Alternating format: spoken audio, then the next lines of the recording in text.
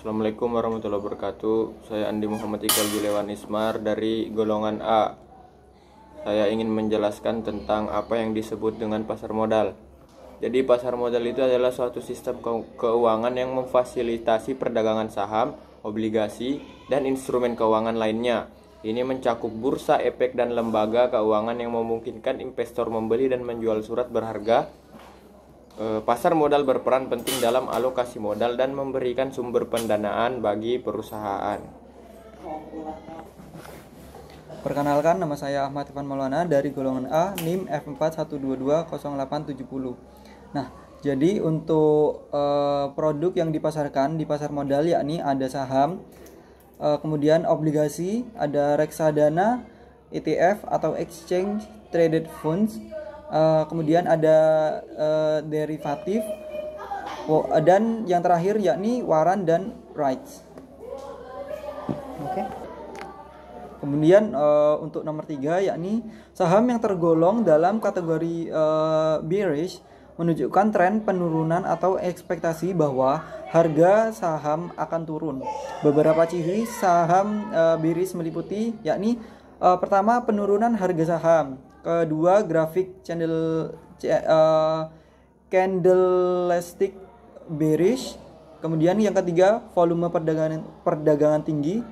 Kemudian ada indikator teknik bearish, berita atau kejadian negatif, dan terakhir yakni analisis fundamental yang negatif.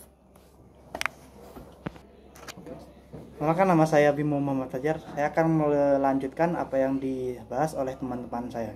Jadi, saham yang tergolong dalam kategori bullish menunjukkan tren kenaikan atau ekspektasi bahwa harga saham akan naik. Beberapa ciri saham bullish meliputi kenaikan harga saham, grafik candlestick bullish, volume perdagangannya tinggi, indikator teknik bullish, berita atau kejadian positif, analisis fundamental yang positif, dan aplikasi e-trading. Oke, jadi ada 3 aplikasi yang bisa digunakan untuk membeli saham. Yang pertama ada aplikasi e-trade. E-trade memiliki keunggulan antarmuka pengguna yang user friendly. E-trade menyediakan platform yang lebih mudah digunakan baik dalam investor pemula maupun yang sudah berpengalaman. Peneliti dan pendidikan memberikan akses ke alat analisis dan riset pasar serta sumber daya pendidikan untuk membantu investor membuat keputusan yang lebih rasional. Yang kedua ada aplikasi Robinhood. Aplikasi Robinhood memiliki keunggulan adalah tanpa biaya dan transaksi, desain sederhana dan ramah, dan pilihan cryptocurrency yang beragam. Selain saham, Robinhood juga memungkinkan perdagangan cryptocurrency. Yang ketiga ada aplikasi TD Ameritrade.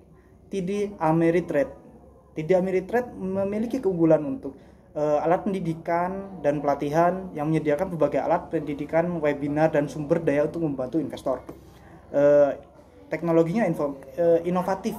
TD Ameritrade sering kali mengadopsi teknologi inovatif seperti aplikasi seluler yang canggih dan fitur trading otomatis.